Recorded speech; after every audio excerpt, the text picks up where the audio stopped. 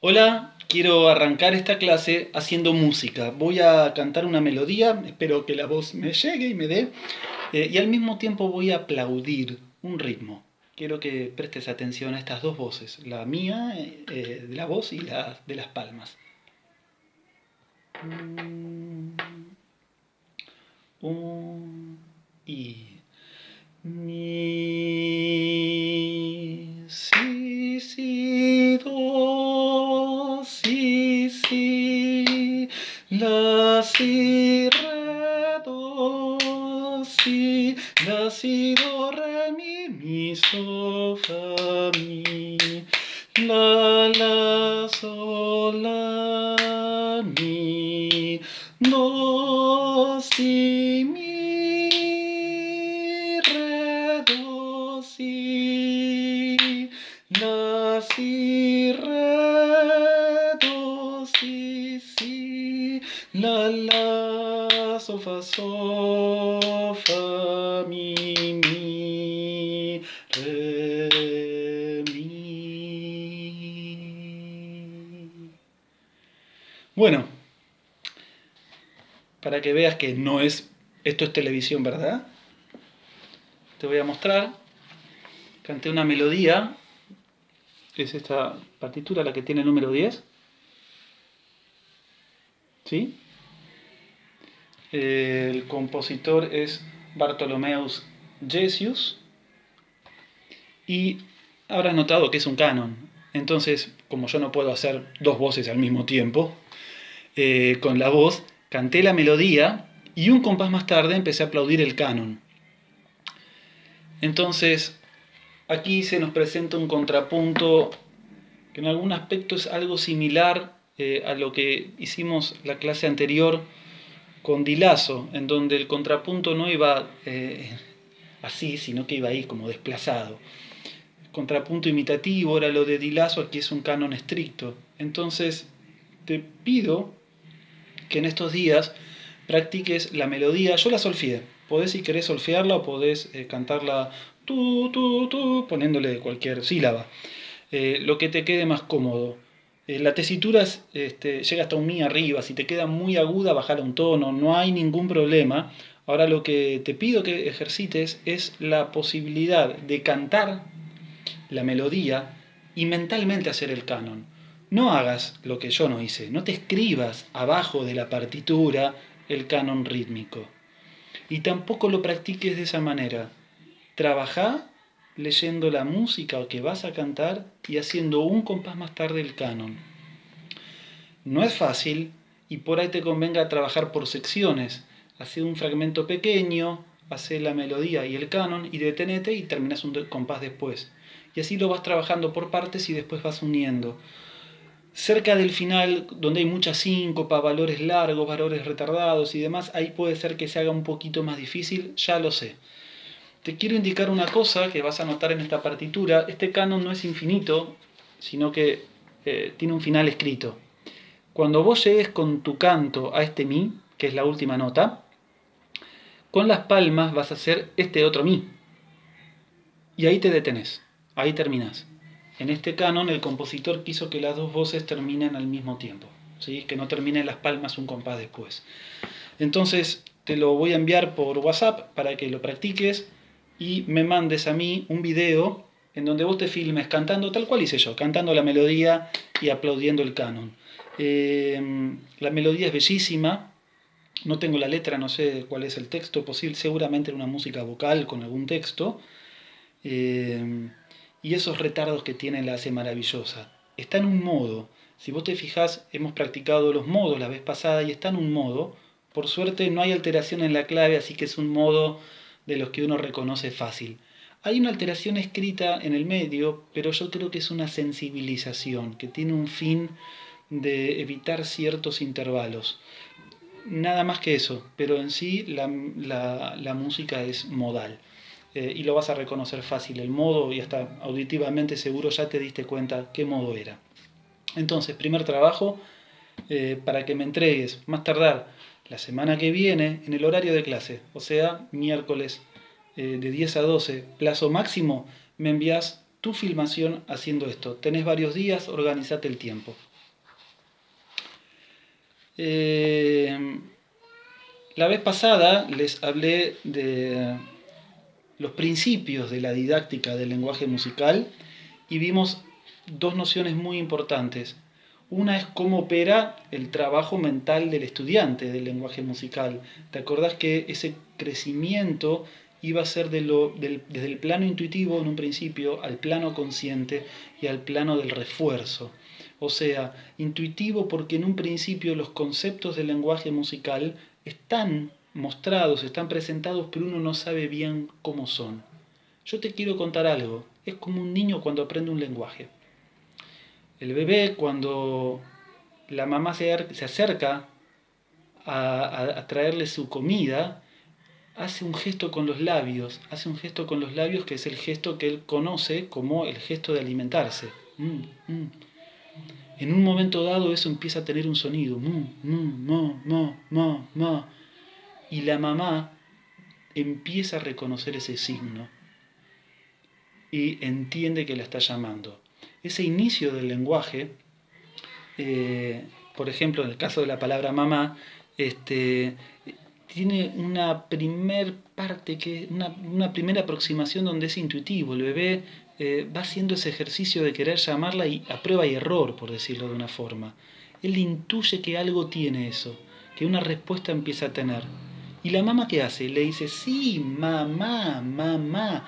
Le está poniendo en un plano de conciencia, le está diciendo eso que te parece, no te parece, es así. Y luego hay un momento donde viene el refuerzo, o sea, ese mismo concepto poniéndolo en otras situaciones.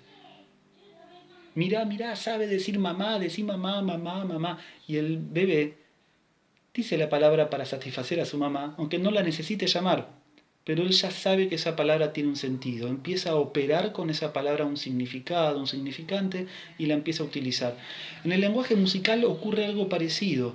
Los primeros conceptos van a ser intuitivos, de oído. Uno de oído va a percibir cosas, con cierta lógica, cierto orden que por ahí no sabe bien cuál es, pero está, ese orden lo comprende.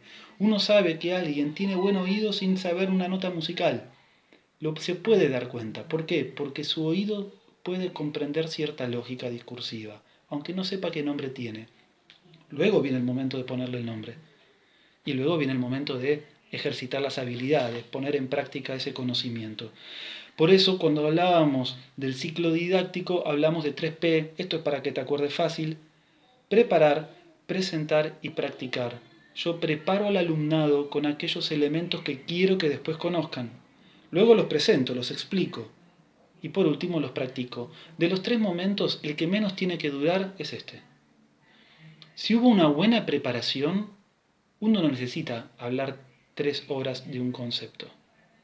Si yo te digo, canta más suave, canta más fuerte, canta más suave, canta más fuerte, ¿qué te parece? ¿Qué tenés que hacer? Simplemente te digo, muy bien, esto se llama piano forte, y se acabó, ya lo entendiste. Y luego practicarlo. Ahora hacemos obras y tratemos de manejar el piano forte. Busca obras en partituras que tengas donde veas la P, la F, tráelas y tocalas.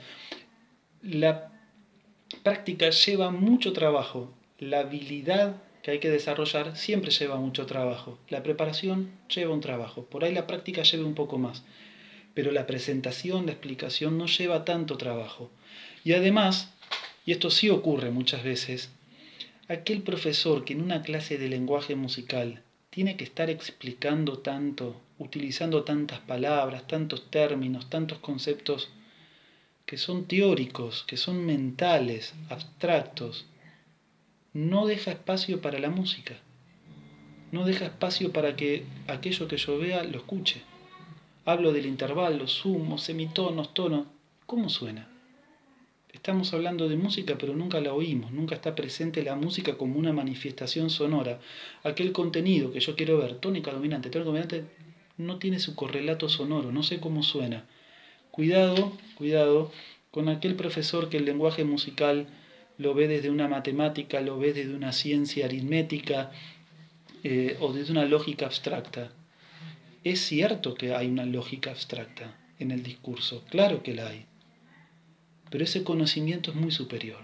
En una primera etapa el lenguaje musical debe construirse tratando de darle significado a esa manifestación sonora, sentido a eso que suena. ¿sí? Por eso quería recordar estos conceptos.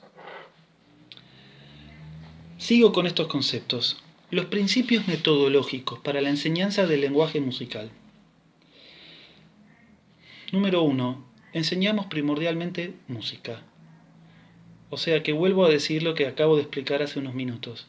En una clase de lenguaje musical debería medir con un cronómetro el tiempo de música y no podría ser menor al tiempo en el que se habla, se explica, se dan correcciones.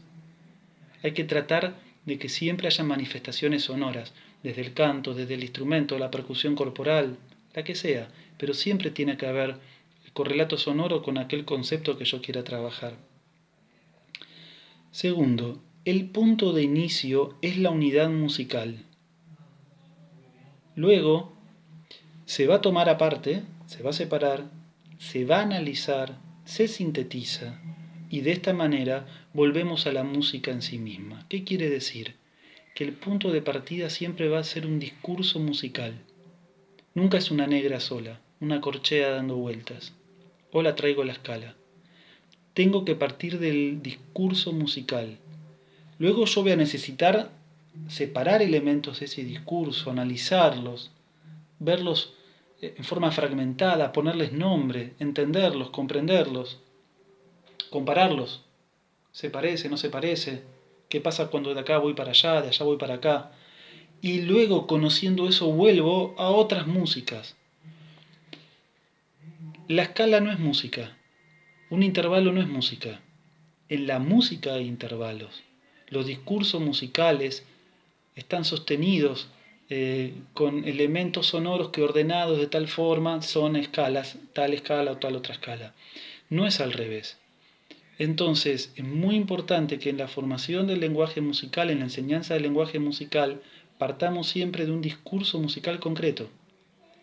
Claro, hay que saber elegir qué ejemplo musical nos sirve, qué obra nos va a servir para aquello que queremos enseñar. Luego lo practico, lo enseño. Por ahí sí, a la hora de practicarlo necesito aislar elementos. Saco el ritmo, solo veo las alturas. Evitemos las alturas, trabajemos el ritmo, pero después yo tengo que volver a un discurso musical.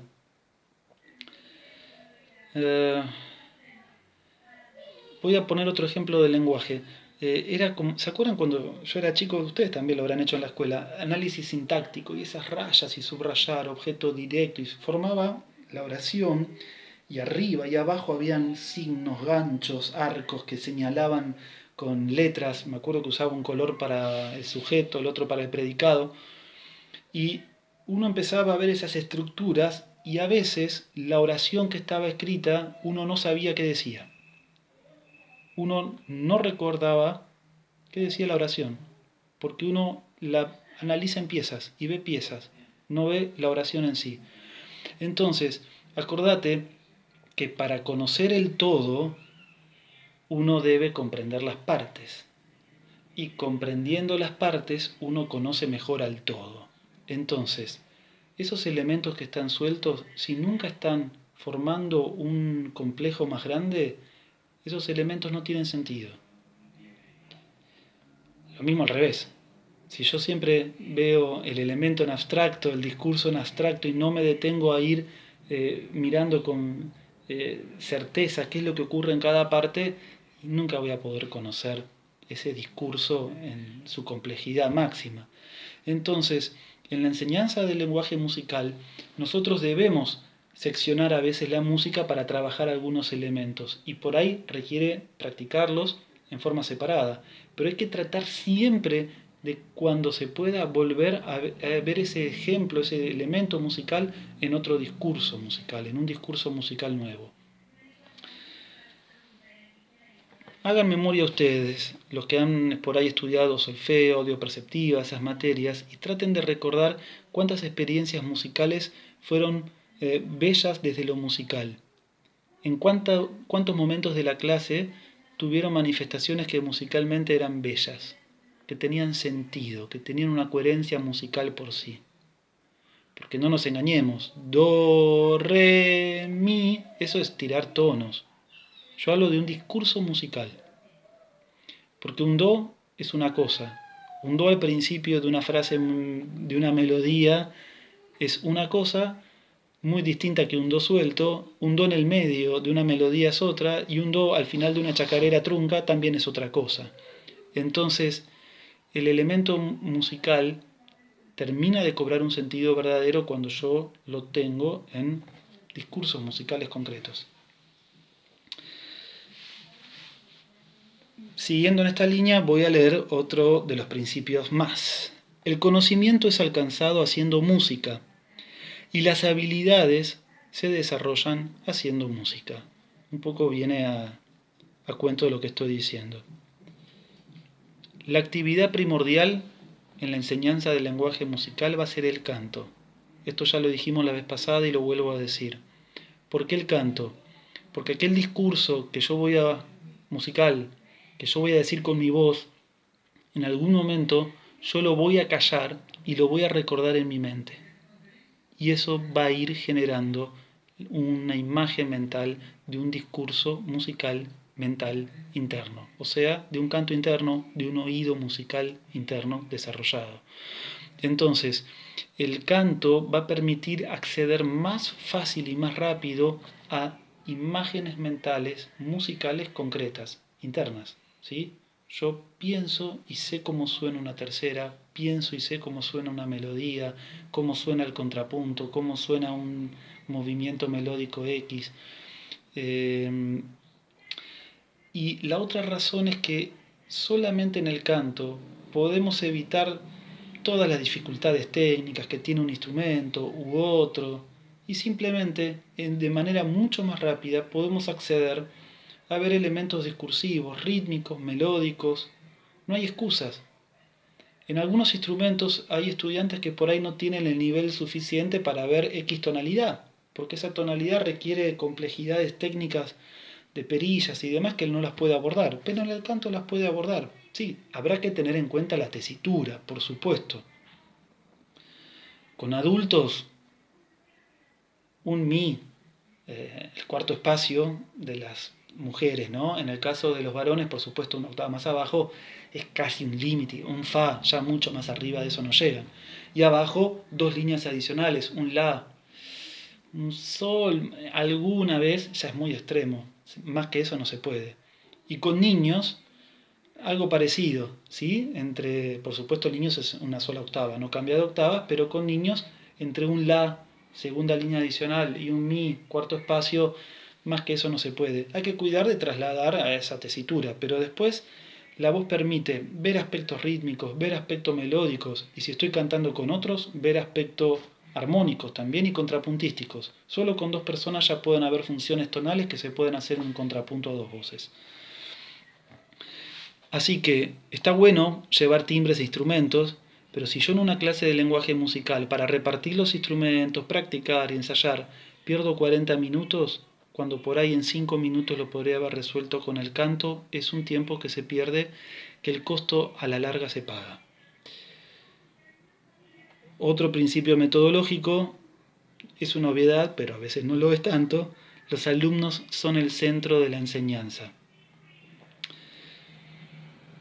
Tenerlos activos y motivados es esencial. Esta es una tarea difícil del profesor, tratar de tener motivados alumnos que por ahí tienen rendimientos un poco distintos.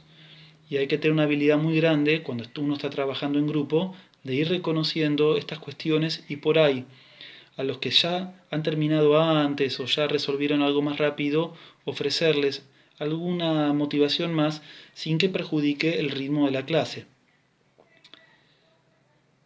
Último principio metodológico: siempre construimos sobre conocimientos previos. Esto también es una obviedad que ya lo habrán estudiado en didácticas, en psicología general, didáctica general, etcétera, etcétera, pero hay que tenerlo en cuenta. Si yo tengo cierto elemento como base, va a ser fácil construir algo nuevo. No voy a hablar de un círculo de quintas cuando solamente conozco una tonalidad. Parece una obviedad, no siempre lo es. Si yo solamente estuve meses cantando en do mayor y recién voy a ver la de sol mayor a la segunda clase o a la próxima clase, después de haber trabajado tantos meses en do mayor, supóngase que estamos 3 meses en do mayor. Vengo y digo, bueno, sol mayor, una nueva tonalidad. Ya que estamos, le salgo del círculo de quintas. ¿Por qué? Si solamente vi una tonalidad y recién voy a empezar a ver una segunda. Entonces, hay conocimientos que hay que saber en qué momentos trabajarlos y saber qué hay que construir previamente para abordarlos. ¿Cuál es el rol de el estudio del lenguaje musical en sí mismo? Desarrollar el oído interno, ya lo venimos diciendo. Estudiar la musicalidad. Gracias a un buen trabajo en lenguaje musical, yo puedo adquirir un conocimiento sobre la musicalidad, aquella cosa que no está escrita en la partitura, pero está implícita en el discurso. Entonces lo mismo, si hago discurso, si vuelvo al discurso, si los ejercicios tienden a hacer músicas reales con sentido musical, la musicalidad empieza a aparecer en las clases y es un elemento que yo lo termino estudiando y desarrollando con mis alumnos. Y les va a servir para su vida musical. El aprendizaje del lenguaje musical también estudia la competencia musical, la terminología, estilos. Lo mismo, si veo ejemplos concretos, va a ser fácil poder desarrollar ideas sobre estilos, términos, etcétera, etcétera. Desarrolla cierto conocimiento de musical general sobre la cultura musical, viendo ejemplos concretos de distintas épocas, estilos y demás, distintos países, distintas naciones, distintas culturas musicales, adquiero también un conocimiento general sobre la cultura y sobre la historia de la música. En sí mismo el aprendizaje de un nuevo lenguaje también tiene todos los beneficios neurológicos y mentales que tiene el aprendizaje de un nuevo lenguaje. Ayuda y construye ciertas características que tienen que ver con el carácter de las personas. La disciplina del lenguaje musical, bien trabajada, ayuda a temperar el carácter de las personas. ¿Por qué? Porque se requiere paciencia, orden, una forma de pensamiento distinta. Hay cierto pensamiento lateral que tiene el que opera el estudio del lenguaje musical, que no es matemático, no es científico, es algo que es distinto, es solo único en la música. Por así decirlo, el pensamiento musical no se puede comparar con otro tipo de pensamiento, es único en su especie. Entonces, adquirimos, no solo a nivel de operaciones mentales y neurológicas, que en esto los neurocientistas la deben saber mejor que nosotros, pero también es cierto que hasta en el carácter de quien lo estudia empiezan a operarse actitudes especiales. Hay como una actitud que uno tiene que tener con respecto al estudio del lenguaje musical. Cuando las clases son grupales, lamentablemente ahora son grupales de una forma un poco extraña, fomenta lazos de comunidad, eso lo veo como algo positivo. En general las clases de lenguaje musical en las instituciones suelen ser grupales, o sea, por ahí el instrumento tiene un espacio individual de trabajo, pero estas materias suelen ser grupales. Y como último, el solfeo no es un objetivo, es un medio. O sea que solfear, hacer el ejercicio rítmico, practicar el intervalo, la escala, el dictado, no dejan de ser fines en sí mismos, son medios para otra cosa. Medios para desarrollar el oído interno, estudiar la musicalidad, estudiar competencias musicales, conocer la música como cultura musical, desarrollar el lenguaje musical, no son un objetivo en sí mismo. Está bueno solfear bien, pero ser un buen solfeador no es ningún mérito. Yo me acordaba cuando estudiaba hace muchos años esos Hindemith que eran a dos voces, no sé si alguno los estudió, que había que aplaudir y cantar, eran muy difíciles, muy complicados, y después me daban una partitura de un samba brasileño y no la podía seguir bien, me costaba hacer el ritmo. O sea, era un buen hacedor de ejercicios de Hindemith, pero no tenía habilidades rítmicas suficientes para tocar un samba brasileño. Entonces, con esto lo que te digo es que el solfeo, por llamarlo de una forma, ¿no? Pero me refiero a que estos ejercicios son medios para otra cosa. siempre hay que tener presente que son un medio para desarrollar algo más.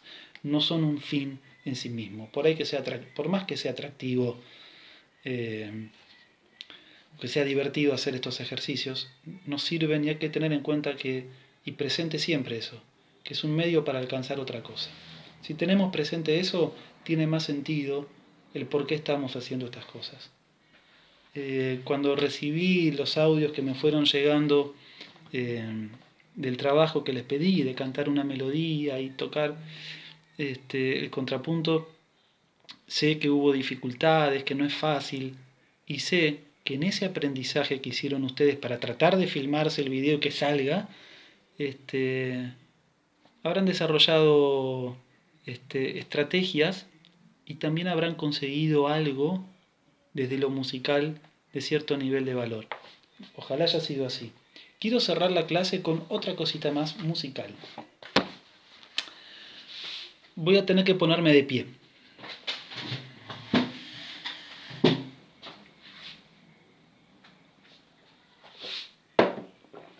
Ahí, perfecto. Te quiero enseñar un paso. No soy bailarín, así que por favor, no sé si me ve. El paso es muy sencillo. Piso con un pie y doy 2 palmas. Piso, 2 palmas y después el otro pie. Es un compás ternario, o sea, 1, 2, 3, 1, 2, 3. Lo voy a hacer un par de veces para que lo vea. Lo hago 2 veces, con un pie y con el otro. Entonces, te voy a mostrar esta coreografía que va a tener 5 de estos pasos. 1, 2, 3, 4, 5 y ahí va a cambiar la cosa. Terminá de hacer el quinto y cuando venga el lugar del sexto va a cambiar algo. No va a ser más ternario, como era antes. Va a ser 1, 1 y 1. Te lo muestro una vez más. Pie, palma, pie, palma, pie. Y ahí te detenés. Hago toda la secuencia, rebobiná, anda para atrás, miralo 10 veces. Tenés que aprendértela. Es un paso de baile. Es 1, 2, 3, 4, 5 y 1, 2, 3. Esta es una coreografía que la vas a usar para cantar al mismo tiempo esta obra, que después te pasó por fotito. Es una melodía popular del siglo XVI, ¿sí? Está a 3 voces. Entonces yo quiero que te elijas una, la que te quede más... que te quede bien a vos. La soprano, la contralto o el bajo, ¿sí? Son 3 voces iguales, así que canta cualquiera de las 3 que te quede cómoda. ¿Qué quiero que hagas? Que te la memorices, aprendetela de memoria. Una vez que te sabes de memoria las 2 líneas,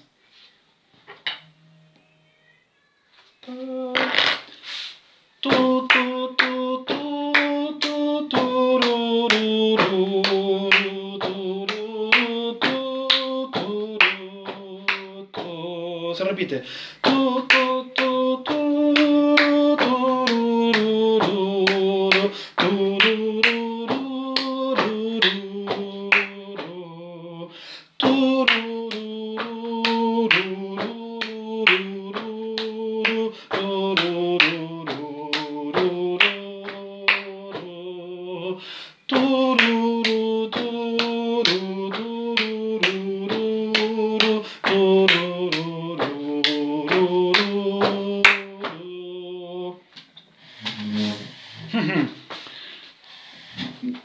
Te vas a filmar y me vas a mandar otro videíto.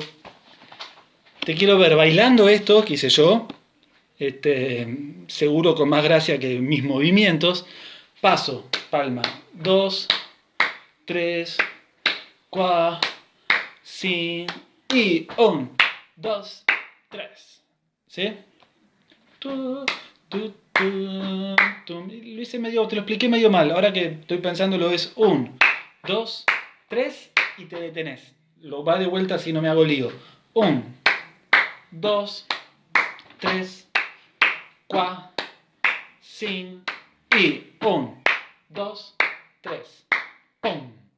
Acordate que después del tercero, 1, 2, 3 y apoyás los pies así, te detenés un segundo y no te agitas. Coreografía, 5, 2, 3, 4, 5 ternarios y ahí cambia. 1, 2, 3 y te detenés. Eso lo haces mientras cantás de memoria, sin partitura, ¡pum! Te la memorizás, la voz superior, la voz intermedia o la voz baja, la que vos quieras, la que te dé ganas. Y me lo mandás. Entonces, 2 trabajitos, uno es el canon. Ups, ese es difícil, lleva tiempo. Y cuando ya estés medio cansado con el canon, a ponerse a bailar ahí en casa, hacer un poco de actividad física, te memorizás la canción, la cantás, filmate donde quieras, que te escuchen los parientes y me la mandás.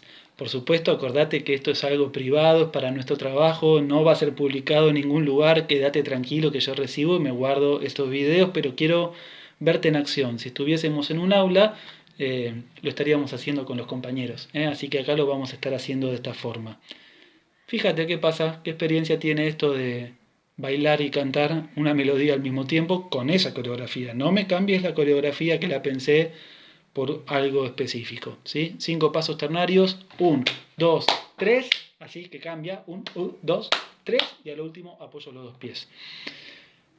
El canon con el ritmo, tenés 7 días, organízate el tiempo y todo lo que estuvimos charlando, pensalo, reflexionalo. Quiero contarte que más adelante, no ahora, más adelante, estas cositas que voy diciendo te las voy a mandar en un archivo, así las podés leer también y te quedan guardadas a vos. Buen trabajo, buena semana, chao chao.